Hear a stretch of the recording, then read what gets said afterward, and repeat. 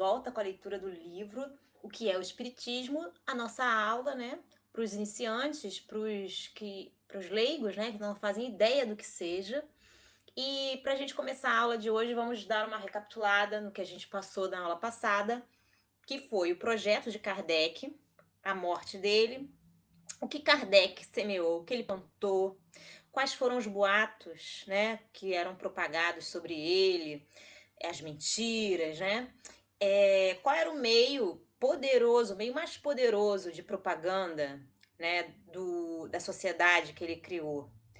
E também as outras obras que ele fez antes dele morrer, as obras que ele concluiu, os livros, né, que ele fez, como ele morreu e a sua maior preocupação, né, que era quem iria substituí-lo depois que ele partisse, né? E hoje a gente vai responder a umas perguntinhas. A gente vai ler o preâmbulo, que é a introdução, né, do livro, que fala sobre que tipo de conhecimento que as pessoas em geral têm sobre o espiritismo, do que se trata os capítulos que vão seguir, como ler esse livro, qual é a melhor forma de ler, e vai responder, o preâmbulo responde a pergunta do título do livro, o que é o Espiritismo?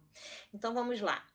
Ele diz o seguinte: as pessoas que só têm conhecimento superficial do Espiritismo são naturalmente inclinadas a formular certas questões, cuja solução podiam, sem dúvida, encontrar em um estudo mais aprofundado dele. Porém, o tempo e muitas vezes a vontade lhes faltam para se entregarem a observações seguidas.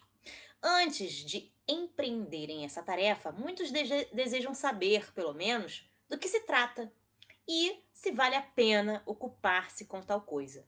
Por isso, achamos útil apresentar resumidamente as respostas a algumas das principais perguntas que nos são diariamente dirigidas. Isto será, para o leitor, uma primeira iniciação e para nós, tempo ganho sobre o que tínhamos de gastar a repetir constantemente a mesma coisa. Bom, sob a fórmula de diálogos, o primeiro capítulo deste volume encerra respostas às observações mais comumente feitas por aqueles que desconhecem os princípios fundamentais da doutrina e, bem assim, a refutação dos principais argumentos de seus contraditores. Esta forma nos pareceu a mais conveniente, por não ter a aridez da dogmática. No segundo capítulo, damos uma exposição sumária das partes da ciência prática e experimental, sobre as quais, na falta de uma instrução teórica completa, o observador novato deve fixar a sua atenção para poder julgar com conhecimento de causa. É, aproximadamente, um resumo de O Livro dos Médiuns.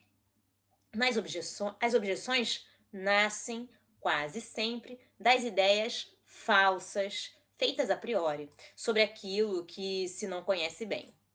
Bom, retificar essas ideias é prevenir as objeções. Tal é o fim deste pequeno trabalho.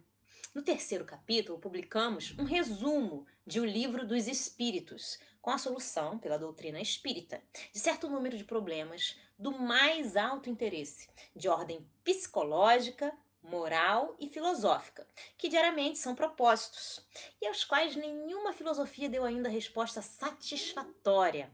Procurem resolvê-los por qualquer outra teoria, sem a chave que nos fornece o Espiritismo. Comparem suas respostas com as dadas por este e digam quais são as mais lógicas, quais as que melhor satisfazem a razão. Estes resumos não somente são úteis aos principiantes que neles poderão, em pouco tempo e com pouca despesa, beber as noções mais essenciais da doutrina espírita, senão também aos adeptos, pois lhes fornecem os meios para responderem às primeiras objeções que não deixarão de lhes apresentar.